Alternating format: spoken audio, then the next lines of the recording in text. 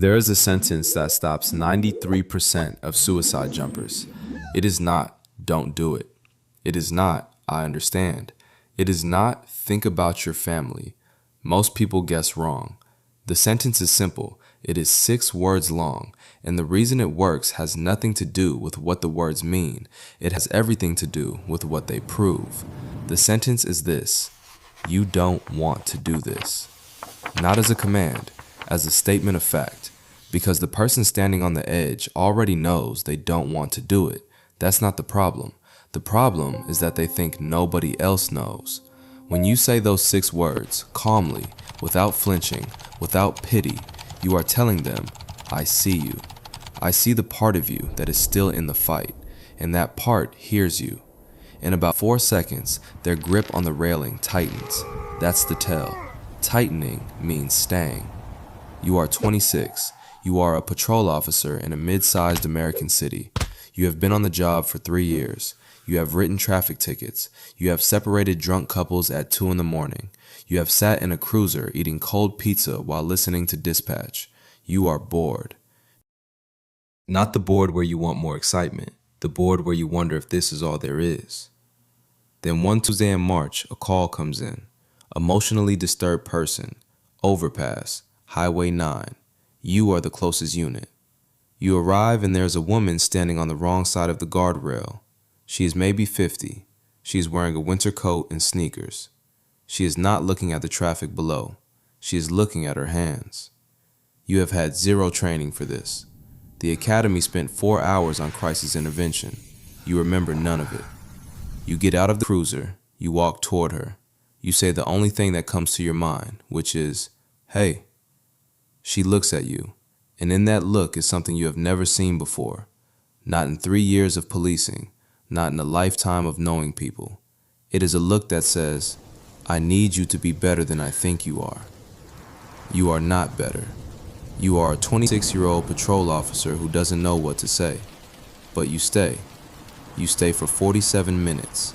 You talk about nothing. The weather, her shoes, a dog you saw earlier. She comes back over the railing. She doesn't say thank you.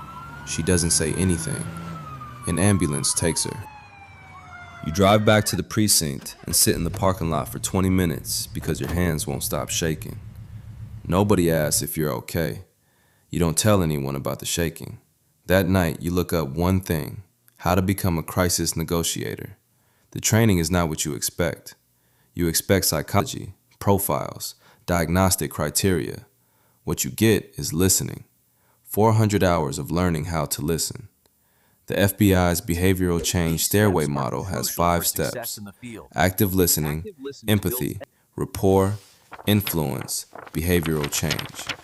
You spend 200 of those 400 hours on step 1, active listening. Not the kind where you nod and wait for your turn to talk. The kind where you repeat what the person said in their words with their emphasis until they say, that's right. Not you're right, that's right. There is a difference. You're right means they want you to stop talking. That's right means you finally heard them.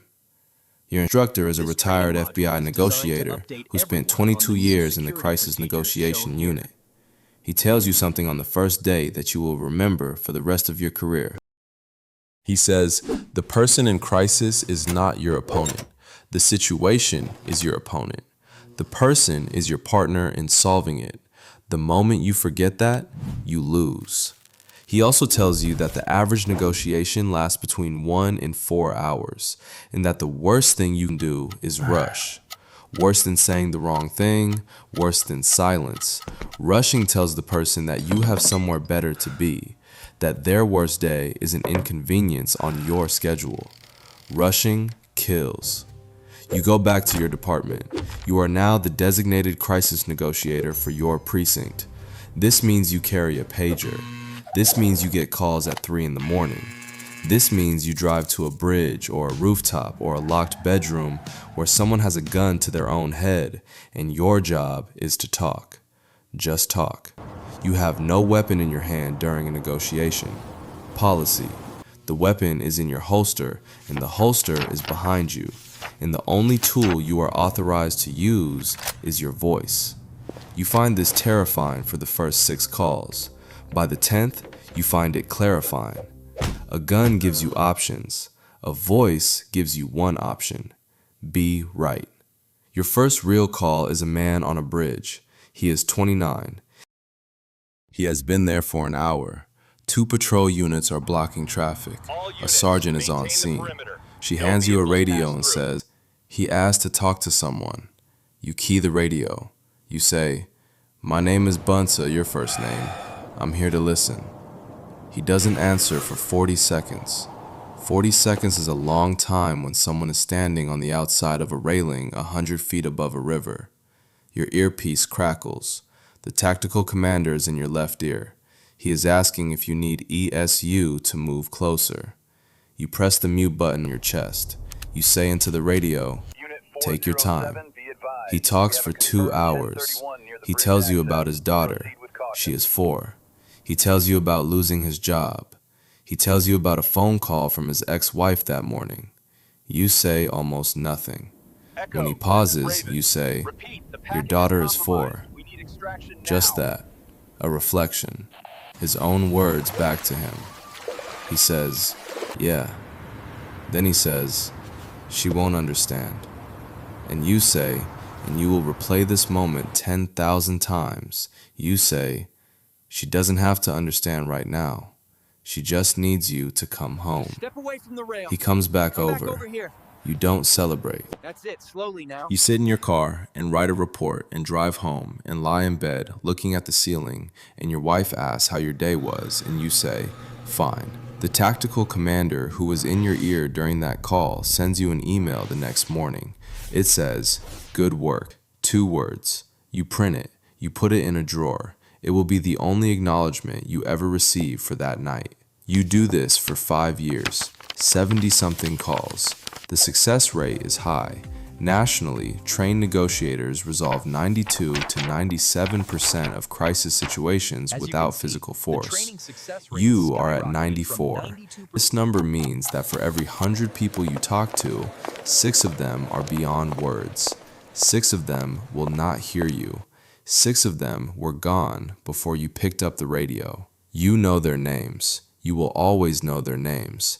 Not because you failed, because you were the last voice they heard, and that voice, your voice, was not enough. The department offers counseling. You go once. The counselor asks how you feel. You say, "Fine." You lie.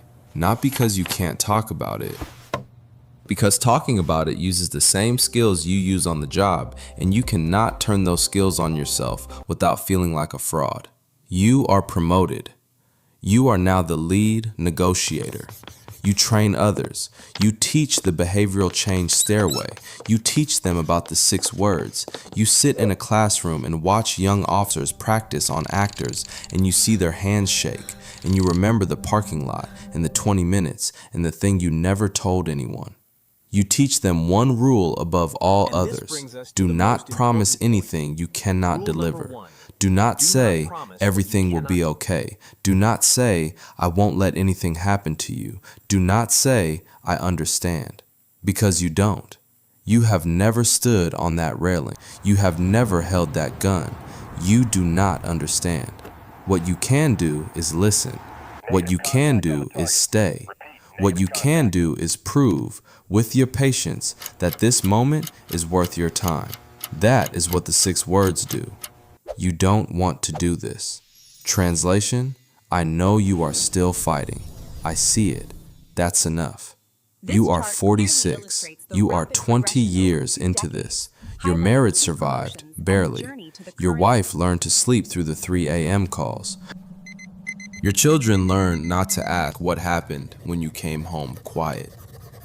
You have talked to a man who had a bomb strapped to his chest in a school. You have talked to a woman holding her baby on an overpass in February. You have talked to a 14-year-old boy who stole his father's service weapon and locked himself in a bathroom because the world was too loud. You saved most of them. The ones you didn't save, you carry. Not in your dreams, in your pauses. There is a microsecond before you speak, on every call, every time. where you hear the silence from the calls that ended wrong. It lasts a fraction of a second. Nobody notices. You notice. The department gives you a commendation. 20 years of service. Distinguished crisis intervention. They misspell your name on the plaque. You don't correct it. You put it next to the printed email in the drawer. 2 pieces of paper. 20 years.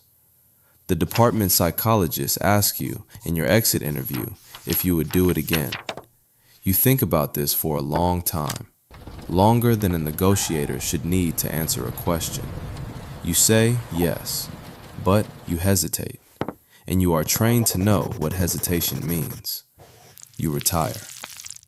You are 48. You live in a house with a yard and a dog and a wife who finally sleeps through the whole night again. You volunteer at a crisis hotline 2 evenings a week, not because you missed a job, because the silence is worse when you're not filling it with someone else's voice. One evening, a call comes in. The voice on the other end is young, maybe 19. He says he doesn't want to be here anymore. You say 6 words. You say them the way you've said them 1,000 times. Calm, certain, without pity. You don't want to do this. There is a pause. Then the grip tightens. You can hear it in the breathing. He stays. You stay too. You stay for 2 hours. When he hangs up, you sit in your kitchen and look at your hands. They are steady. They have been steady for 20 years. You wonder, for the first time, whether steady hands are a skill or a scar. You don't have an answer. The question is the answer. Someone broke people for a living. Someone puts them back together. The difference was supposed to be simple. One destroys, one saves. It isn't simple. Both of them sit in rooms with strangers. Both of them use words as instruments.